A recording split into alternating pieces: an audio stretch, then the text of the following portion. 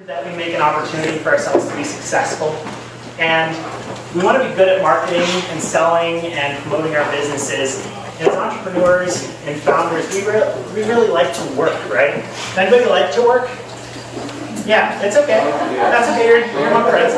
So in a room like this, I know that the founders are here with purpose. They believe in what they're doing, and many of you are in a place where it's really early in your company, as I talked to a few of you already, and I realize that not everybody is fully funded, not everybody has a full product, and I've been there. So I started my agency 10 years ago.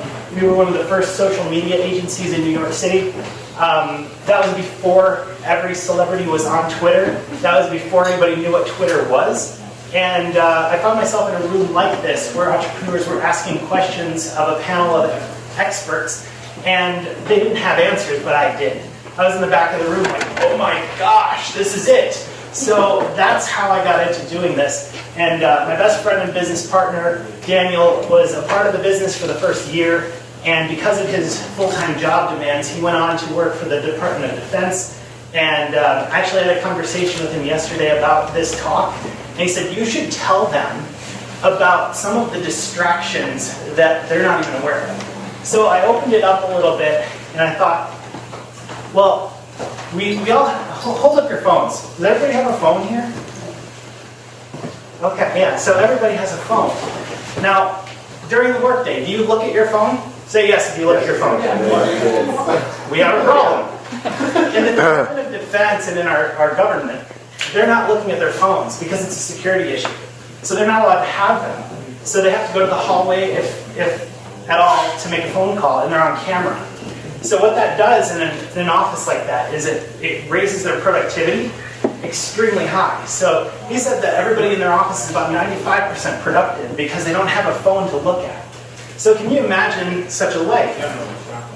So before I started the agency, I worked in some startups in New York. I was a part of Greenhouse IT and Visibility. I won't discern between the two during these stories, but both of them were pre-revenue when I joined the companies. And I was on the founding teams. I wasn't an owner, but I worked in business development. And I landed the first sales and helped to grow revenue for those companies.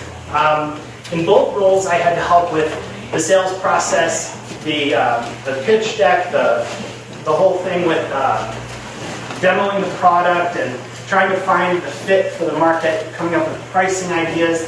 And in a lot of cases, we weren't quite ready to deliver the product we were pitching, but you figure it out.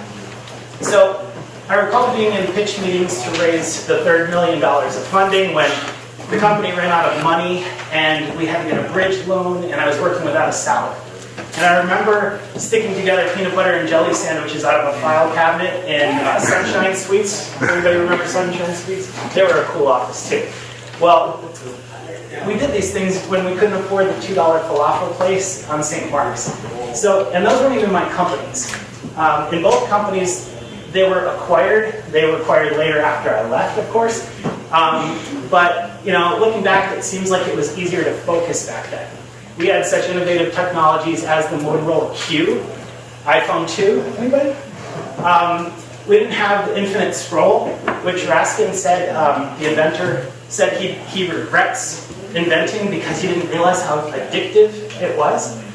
And we didn't have the manipulative push notifications and all the throttling. And I understand that we are talking about marketing, but it is a double-edged sword. So as a founder, as somebody who needs to be productive and make a company live, it's important that we control our time and our attention, because that's what marketing is. It's time and attention. And when we give it up in the course of building a company, we are surrendering our company. Okay? So that's the raw materials that we have. So this is something I talk to my agency clients about all the time. Some of them can't even get on a phone call with me because there's so much in their day. But here's the thing, we all have 24 hours in a day, and time is the only true scarcity. I tell my attorney clients that because they tend to get it the most, but they bill by the hour, and you only have so many hours in the day. So when you're spending this time and you're doing your work, and you're allowing distractions, the question is how much of your day is a distraction?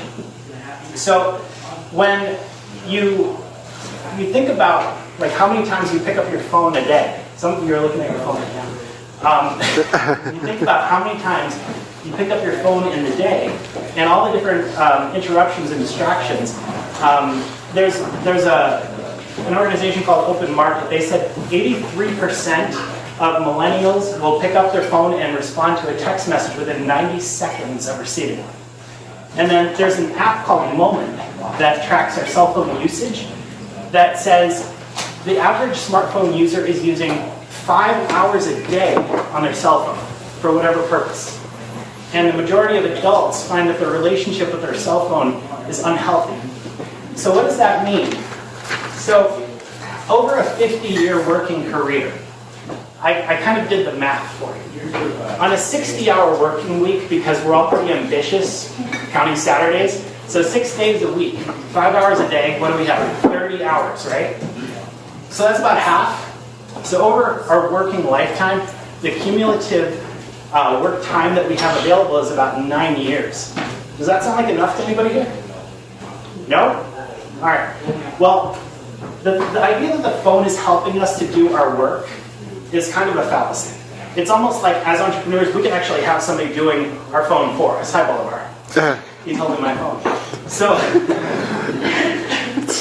in an advanced technological society like ours, our phones hold an actual symbolic meaning. What we want is, we want it to connect us, we want it to inform us, and we seek a distraction, we seek an escape to other people and other worlds through it. And you don't even need to be looking at it. You don't have to have eye contact with the phone to be thinking about it. Anybody leave home without their phone? The worst, right? It almost hurts. So we don't even blame our phones or count them among the complaints about why we're distracted. So here's the real problem. It's not the distraction itself. According to a University of California Irvine study, they showed that it takes 23 minutes and 15 seconds to recover from a concentration distraction. So to get back to concentration, it takes 23 minutes and 15 seconds. So, and that's on average. So you can imagine the times times during your day that it's interrupted by a coworker talking, a phone call, a text message, and imagine if a person's responding slowly to text messages. You get back to work and you get another text. So what do? The idea is we want to ruthlessly pare down the time that we're spending on our phones. Because if we don't, like I said, you're surrendering your most valuable resource, which is your time to build your business. Okay? So marketing is attention. You're learning to market. Your customer is being marketed to. You're also being marketed to. So the longer you spend doing this, the less time you're being effective. So I put together some resources to help with managing these distractions. I have a text code if you want to pull your phone out and text SD, my initials, Sean Dillon, SD to 31996. You can sign up and I can send that out to you. The second option, other than those ideas, would be to accept the defeat and do nothing. But you really can't do nothing. What if, because you're distracted 5 hours a day, you're only doing some of the work you think you're doing? What if you're only connecting with the people that matter to you some of the time? What is the impact on your life's work and the meaning of your life? Only you can decide. So if those 5 hours of distractions take place during your workday, we either lose the time completely or we end up expanding the workday to make up for the lost time. And with all that lost time, when will you realistically invest more time, new time in your new skills to market or even manage a marketing provider if you're losing so much time? It just won't fit. So I believe it's your time to decide. The key thing to remember is that marketing is attention. It's our time and attention that we're giving up. And those are the raw materials, okay? So don't let products and services that are engineered to own your attention and to make you feel good, to manipulate you, okay? Eliminate and reduce as much as you can some of those distractions, and you'll be a better marketer. I believe this is your time. Thank you.